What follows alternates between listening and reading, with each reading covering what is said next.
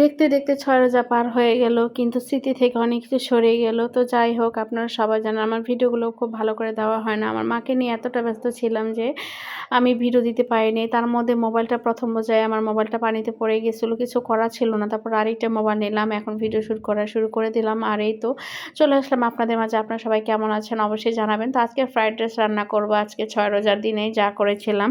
কারণ ভিডিও করতে পারিনি। তো ওই যে ফ্রাইড রাইস রান্না করতে আমি এখানে নিলাম পেঁয়াজের কলি, বাঁধাকপি, একটু রসুন ছেঁচে নিলাম। তেলের মধ্যে একটু রসুন দিব। আমি যেভাবে রান্না করি এই রান্নাটা আমার কাছে খুবই ভাল লাগে। আমার ছেলেরা খুব চেটেপুটে খায় আরকি।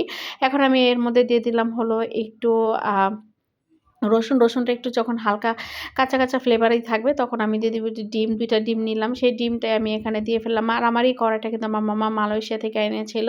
সেই কড়াইটার মধ্যে রান্না করছি। এই কড়াইটার মধ্যে যে এত সুন্দর রান্না হবে ভাবতেই পারিনি। অনেকগুলো এখানে ৩ পট চালের এখানে নিয়েছিলাম দেখি আটে কিনা। এখানে বাঁধাকপি তোমার ক্যাপসিকাম দিয়ে দিলাম। আর হলো একটু গাজর দিলাম। একটু সয়া সস দিয়ে দিব যেটা লাগে সবকিছু হালকা করে আর এখানে একটু গোলমরিচ গুঁড়া, বাঁধাকপি, পেঁয়াজের কলি সবই দিয়ে দিলাম। দিয়ে এখন জাস্ট একটু হালকা একটু ভাপে দিয়ে কিন্তু আমি এখানে রাইসটা দিয়ে দিলাম। কারণ বেশি সিদ্ধ হয়ে গেলে কিন্তু রাইসটা ভালো লাগে না। একটু একটু কাঁচা, কাঁচা একটু ভাব থাকলে সেটা টেস্ট লাগে। একটু লবণ দিয়ে দিচ্ছি। আর এই ফাঁকে কিন্তু আমি এখানে একটু চিনি এড করব। একটু টেস্টিং সল্টও এড করতে হবে। এগুলো দিলে কিন্তু টেস্টের পরিমাণটা রাইসের টেস্টের মসলা কিন্তু ভালো ফ্লেভার আসে আর খেতে খুব মজা লাগে। আর এখন দিয়ে দিব এখানে হলো একটু ফিশ সস। ফিশ সসটা কিন্তু অনেক ভালো লাগে। রাইসের জন্য কিন্তু ফিশ সসটা কিন্তু সিক্রেট এটা কিন্তু সবাই দিতে চায় না, বলে না, স্কিপ করে যায়। আমি কিন্তু এখানে ফিশ সস দিয়েছি। এটা ভালো লাগে। রেস্টুরেন্টে কিন্তু তারা এই ফিশ সসটাই কিন্তু দেয়। তারপরে এখন আমি একটু ময়দা নিলাম, কর্নফ্লাওয়ার নিলাম একটু মরিচের গুঁড়ো দিয়ে এটাকে ভালো করে মাখিয়ে আর এখন আমি চিকেন ফ্রাইটাকে মেরিনেট করে এখন পানিতে চুবিয়ে আবার এটাকে চুবিয়ে দেন আমি কিন্তু এটাকে ভালো করে কষে ফুলিয়ে তারপর কিন্তু আমি ডুবো তেলে ভেজে দিব। ডুবো তেলে ভাজার পরে কিন্তু একদম ক্রিসপি একটা ফ্রাইড চিকেন হয়ে যাবে।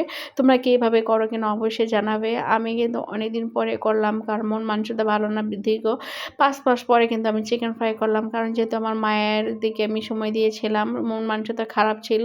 কোনো কিছুই করতে পারি না। তাই আবার নতুন করে শুরু করলাম কারণ বাচ্চাদেরকে খাওয়াতে হবে। আমার মা যেমন আমাকে খাওয়াইছে, এখন আমিও চাই আমার সন্তানদেরকে আমার কিছু করে খাওয়াতে হবে। মা না থাকলে আসলে পৃথিবীটা পুরো শূন্য হয়ে যায়। এখন বুঝে ফেললাম, এখন বুঝি আসলে কোনো কিছু করার নাই। আল্লাহ তাআলা যেন আমার মাকে ভালো রাখে। সেই দোয়াটাই করি। আপনারা সবাই দোয়া করবেন আমার মায়ের জন্য, আমার মা যেন অপারে ভালো থাকে। তো আমার চিকেন ফ্রাইটা হয়ে গেছে। এরকম দেখেন কত সুন্দর মুচমুচে হয়ে গেল। তো এদিক দিয়ে ছেলে বলতেছে আজকে শরবত খাবে। মোহাম্মতি শরবত, দুধটা একদম পুরাই বরফ ছিল। সেটাকে এখন ব্লেন্ডার দিয়ে ভালো করে ভেঙে তারপর রুয়াবজা দিয়ে কিন্তু করে ফেললাম। আর রুয়াবজা দিয়ে কিন্তু আমার কিন্তু খুবই ভাল লাগে। রুয়াবজা যত দিবে ততই ভাল লাগে আমার মোহাম্মতি শরবতটা। তো এই তো আমাদের ফাইনাল খাবার শুরু হয়ে গেছে। আজকে ভুলে গিয়েছিলাম খেজুরও স্কিপ করে গেলাম। শসা কাটতে ভুলে গেছি। তো এই